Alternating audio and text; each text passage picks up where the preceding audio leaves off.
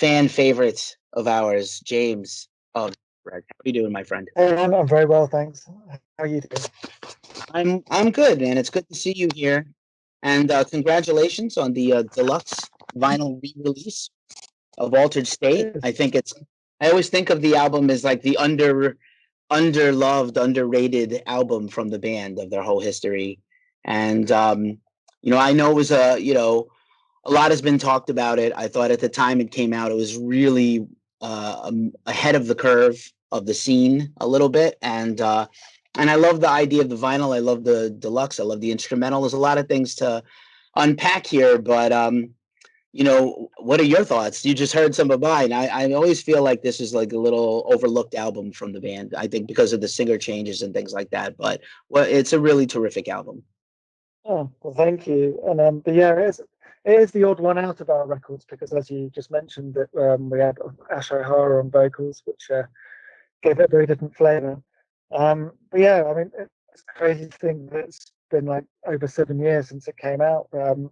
I think so. One was the first album was like a collection of everything that had possibly the best bits of the first 7 years that the band had existed, and then that was the difficult second album where it all needed to basically a lot had to be produced very quickly, and yeah, I think I know it's a very important album to us for that reason because a hell of a lot of work went into it, and yeah, it's crazy to think that so much time has passed, and it's quite interesting. Um, we've been starting to look at some of those tracks again to try and bring them back for the live set. So we've actually been well, at home jamming along to a load of those tracks, and it's been really nice to revisit.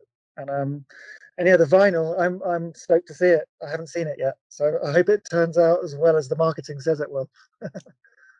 Oh, that's the hope of every band. And you guys are on a great label, and they usually back up what they do. So I'm a big fan of Century Media. But yeah, actually, I was looking at the vinyl package, and it looks gorgeous. So hopefully, when you get it in person or we get one, it holds up because it was always also a really cool artwork.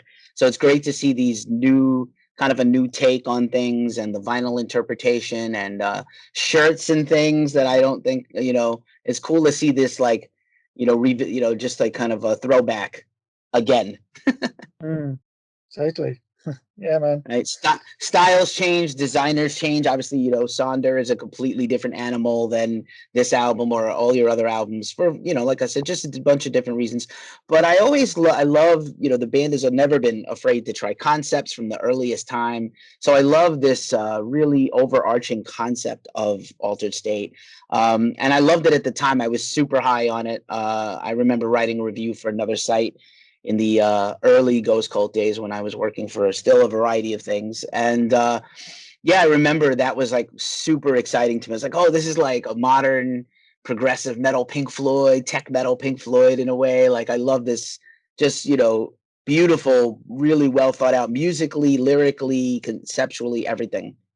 Nice. Yeah. Well, I think that was the album where a lot of I guess prog roots and interests came out, especially the Pink Floyd influence, like especially in like the guitar playing, like lots of Ackles sort of lead melodies are completely out of like the Pink Floyd textbook, if you like. But and we kind of got away with it because not many people into tech metal listen to Pink Floyd, so we got to mix those two worlds quite a lot on that record, and it turned out to be okay. Right on. And yeah, like, I wouldn't say that while certainly you guys solo and solo well, the two of you, I wouldn't yeah, like David Gilmour is not an automatic reference for most people in the genre, right? I'm sure everybody listen, David is incredible. It's probably, one of the greatest guitarists ever, and Floyd is great at what they did, and they certainly continue to, I think, inspire a lot of bands, even if it's not in obvious ways.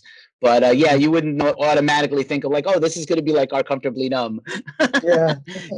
Here's Of Matter, retrospect, our Comfortably Numb part. No, Mhm. like no. I think one thing that Floyd taught, and is still something that's very relevant to all bands today, is the use of space and the use of not playing rather than playing, and just I guess something that I guess isn't that common in tech metal because normally it's the opposite. Fill every little gap with every little note, and I think I guess we've tried to take a lot more from like the Floyd kind of approach to prog rather than the, I don't know, the Rush or the Dream Theater. Nice. And patience is a thing as a player, right? You can speak to this as a guitarist. It's a lot easier to be very punk rock or death metal or thrash metal about things when you need to fill up every bar with notes and you need to constantly, riff to be, that's the lifeblood of a lot of metal. But I think Yeah. progressive metal definitely respects space, and patience is a thing as a player you definitely have to let others have theirs, airtime basically.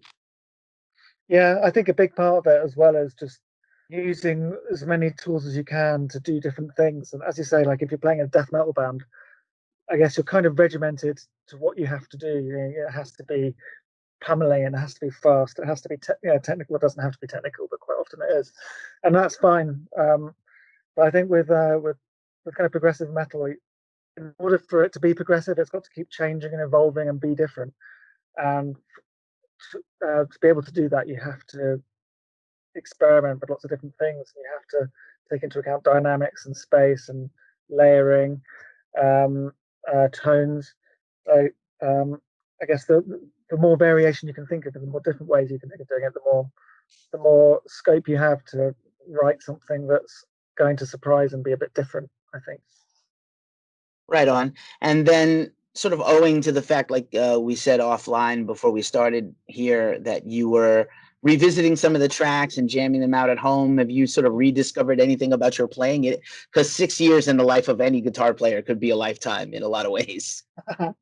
Me personally, yes, two things. I think first thing was going back to some of those old riffs. I was like, wow, it's really hard. I have to really practice to get it up again. Um, but on the flip side, I found that some of the more dynamic parts came a lot easier, and I think that's just because I guess I've improved in other ways with age. But then, yeah, I had to work hard again to get some of the faster stuff back up. But yeah, I think it's interesting. You do notice how your, I think, I guess how your technique has evolved over time a little bit, and usually it's just subtle things like I don't know, like maybe playing like a slow melody, and I know it's something that I'd found really difficult beforehand, and I picked it up again quite quickly. Whereas there's on the other side, the song Singularity's got some really fast, complicated hammer-on riffs in it, and yeah, still drilling that at the moment to try and get it back up to speed. Yeah, that's actually one of my favorites too. A fantastic piece of music. I mean, the whole thing is really, shows the band, I think, even though we're still kind of, you guys are still developing and you're always trying to change and I think improve yourselves. And Sonder, I thought was wonderful and a real step forward. It is the sound of a band really kind of coming into its power. Every member, everybody. I even remember the tours. We covered a few of the tours, both here and overseas, and we were all like confer our notes and be like, "Oh my God, how did they do this even live?" It seems mind blowing. Like, how do you get out there every night and just perform some of this stuff? It seems like like unbelievable. Cool. Cheers. Well, I guess it was a lot of drilling in the early days, and then I guess I don't know. I think what I found interesting about playing in Tesseract is that I remember when we first started jamming, like about 2006, I think. A lot of it was just like a real headache, and then it's kind of like your brain sort of adapts to it, and you start to things that were weird beforehand suddenly become normal, and then just over time it all becomes makes a lot more sense, I suppose. And then you try and play in a thrash band, and like, I don't know what I'm doing. It's in four. What's going on? Right, of course. Yeah, at a certain point, then it becomes, oh, I have to play normal now. But I think conversely, that also creates opportunities for an artist and a player as well. And in your writing, you sort of rediscover things about yourself. If you wanted to, like AC/DC would never make a progressive rock song, but at the same time, if a progressive rock band wanted to just do a four on the floor basic song, I think their fans would be like, huh? But also, it could be cool. It might work out. Yeah, You never know. and to be honest, I think I don't know a progressive rock band that used to being very detailed and complex would probably actually find it harder to write an AC/DC song than you could imagine because I think because their mindset's different. Um, yeah, I love a bit of AC/DC though. Perfect beer Who drinking music.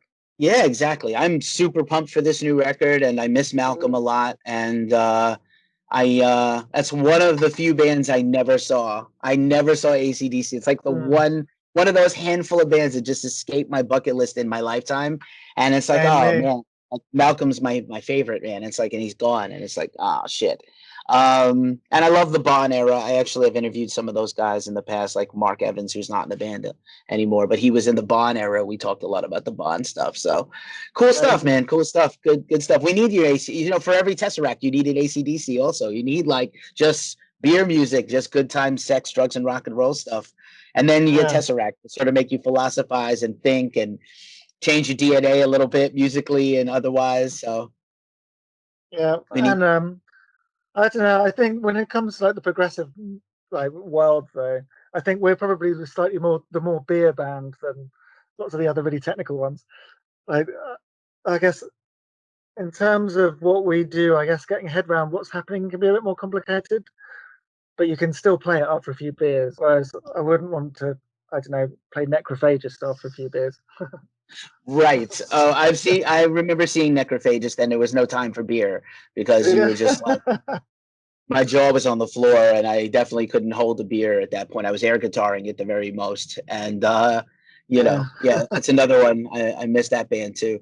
What's interesting also is I want to talk about the instrumental version of the album because as distinctive as Ash was, and props to Ash as a vocalist, and I love to hear Dan do some of this stuff, but the instrumental version is fantastic. The album works without lyrics or vocals. It has definitely certain layers of guitars especially stand out. And yeah, when it's interesting because I think some of those more whittly non-beer progressive metal bands would have an album like the instrumental version of Altered State. So I wanted your take on that version and just instrumental albums in general. And you've had a couple of purely instrumental pieces. I actually saw the band perform one completely once in Boston with no singer, which was insane because there was some health issues, and you guys were gonna play anyway, and it was amazing, Mhm, and nobody in the place was sold out, and nobody left, and everybody mhm. stayed, which was a tribute to you guys. Nice. Yeah, I think a lot of the music, especially in the early days, the process that Ackle had very early on was almost creating whole pieces of music, and then vocals was something that kind of fit were made to fit around it. And then that's not so much the process now, but that was definitely how it started. And I think there's always been kind of a subconscious attempt to make music that can stand up on its own.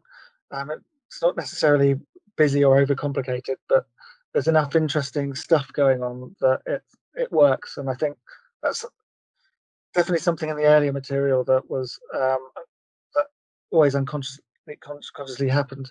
I think loads of bands are like periphery stuff when it's without vocals stands up. There's so much interesting stuff going on there. Um, and also, there's so many people in this world who are instrumental anyway, like Chimp Spanner, and then Cloud Kicker. He's got a new record out, hasn't he? Yeah, And magical. so in the early days, a lot of this stuff was fairly instrumental anyway, and we kind of evolved into more of a rock band, along with bands like Periphery and Monuments. So I guess it's always been part of the makeup of these kind of bands. But yeah, I do find it's interesting when you listen to the instrumentals. You definitely spot things that you don't when the vocals are there. The vocals kind of obviously kind of take center stage and take them away, and then we even spot details like, oh yeah, didn't really notice that before, or completely forgot that was there, and I'm especially doing that now, and I'm going back over old stuff and relearning some of it. It's there's quite a lot packed into some of those old recordings. Indeed. And I also have a feeling, even though, again, we haven't had a chance to spend time with it, my suspicion is on the vinyl, the instrumental is going to be even more enjoyable because removed from streaming and tracks and just kind of absorbed as a whole piece on the vinyl, the way I Mm. like to listen to vinyl, I have a feeling it's going to be even, like, I think, even more impactful to listeners and fans. Like they're gonna really come away with this loving that and like really having never maybe listened to the instrumental once. And if you pay for the vinyl, you definitely listen to it a few times and take it Mm. in for sure. So Very cool. Uh, fingers crossed. Fingers crossed. It stands up. And I know you had said that this was going to be kind of a chill year. It was a writing year for the band. Sonder is now 2 years old, a little less than 2 years old, and I know you guys were kind of laying back this year, and obviously, of course, we can't ignore the 800-pound gorilla. I hope you're well, the family's well, the band is well, their friends and family are well. What a crazy time! The virus, civil unrest, terrible governments, all kinds of crazy things. Elections over here affecting everybody everywhere else. So I hope you guys are all well. But I know you guys were kind of in a writing mode. Are there any plans maybe for some live streams or to maybe do? I know the album re-release just came out. Are you guys going to do anything sort of fan centric with the album? Yes, actually, we've got something in the works at the moment. We don't really know exactly how it's going to take form, so I can't really say that much because anything I do say will probably be wrong, so it'll probably change next week. But we're basically learning a lot of this old material to do some kind of performance. We're not sure how it's going to work yet or how it's going to happen, but I'm actually getting together with Ackle this week, and then everyone's getting together next week to basically to work something out. But I can't say any more than that because I don't know what we're doing. But but yes, we are planning on doing something because obviously loads of bands are doing streams and doing various things online, and we did a little lockdown session earlier this year where we all recorded in our own studios, and that was all edited together. But it looks like this pandemic's not going away anytime soon, so we're going to try and work something out. But yeah, watch this space, keep an eye. Hopefully, we'll have some news in the coming weeks. Wonderful. I'd Um, love to hear it. We'll share yeah, it, and of also course. I'm working on new material as well. We want to get a new album out. Well, we were aiming for next year, but I guess we'll have to see what's going on in the world. We'll definitely have some new music next year of some sort. If it's not a whole album, it will be like at least a track or something. But again, that's all no firm plans. But there's music that has been written and more is being written. So yeah, stuff will come soon. Amazing. I do feel like we're like one of the, if they could say there's any positives from this whole thing this year, 2020, is it seems like the notion that was really great about streaming in terms of singles and EPs has really come to the fore. And I see a lot of Bandcamp releases and all the Bandcamp Friday stuff and record store days. And here's a EP to tide you over till we figure out what the next record is. So I think that's a really cool avenue. And like you said, I think we would take a single. If we couldn't get a whole album, we'd take a single. Yeah, cool. Yeah, I think what I found interesting about this period is, I mean, when everything kicked off, everyone sort of stalled their plans. They're like, well, let's figure out where this is going. But then once, I guess, the music industry and bands have realized that, we're going to be in this situation for a while. If anything, I feel like more music's been released in the last 6 months than any other period that long. There's loads of great music being put out, and people are working really, really hard. And I guess people have more time to listen to music as well. So I think, although touring not happening sucks for bands because that's important for exposure and even more important for making money, I guess it hasn't been all bad. There's some positives to all of this, and I think helping bands embrace technology and work out different ways to do things has also been positive. Putting people in situations that they wouldn't normally be, I think, helps inspire creativity and trying to stay positive. I feel like once this is over and we get back to normal, I think that overall music will be better for it. I think, yeah, there'll be. I think well, people will be desperate to want to come out to shows, and I think bands will have had a lot of time to work out what they're doing and write some great stuff. So yeah, you've got to be positive, right? Otherwise, yeah, it's a very depressing time otherwise at the moment. Indeed, indeed. I like the PMA. It's very punk rock. I love it. Yeah, I think even just to get to the local pub or the rock club, we're gonna be like Vikings at the gate. Like it's like Yeah, village and drink and rock. I think it's gonna be amazing when it happens. I'm looking forward to it. Just as we wind this up, and I want to give you back your day, not just as a musician, but like you said, as an industry person, there have been more records coming out this fall than I can even keep track of, more than I can ever recall for this stretch of time. So I appreciate having new music. I appreciate that we might get an event from the band. I know the technology is, especially for a band like Tesseract, you guys are such masters at what you do. It's hard. Like, I like that you said you guys had sort of pre-recorded it and then cut it together and aired a thing, because I think for a band like you guys, that's a lot. The technology is not as forgiving or accurate up to your standard. Everybody has a different computer, different bandwidth, all different things. Wi-Fi are all dependent on these things that we're not. It's not a science yet. I've watched a lot of live stream events. Some of them are magical, and some of them are a little clunky, and it's fine. I'm thrilled to support artists, and I want to keep supporting them. But yeah, it's like, as any of the technology lapses or sort of weaknesses discourage you a little bit from doing more streaming type events than you could?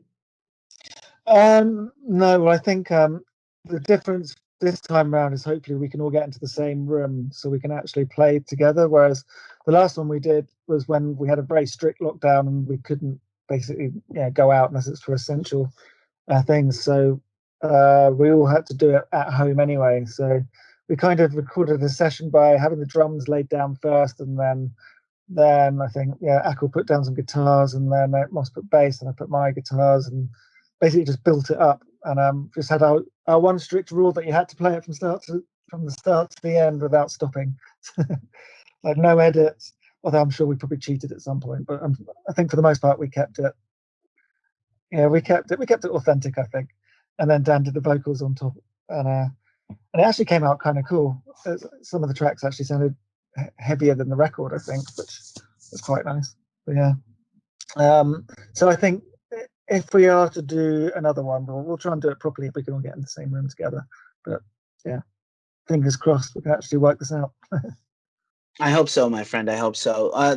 James, great to catch up with you. Thank you so much. Congratulations, Altered State You Deluxe too. Vinyl is out now on Century Media, and I hope the next time I see you, it's in person, doing what you're supposed to do on a stage or something. Absolutely, yeah. Well, fingers crossed we'll be over in the States at some point, probably 2022 at this rate, but it'll happen one day. We'll take you where we can, my friend. Thank you so much for everything.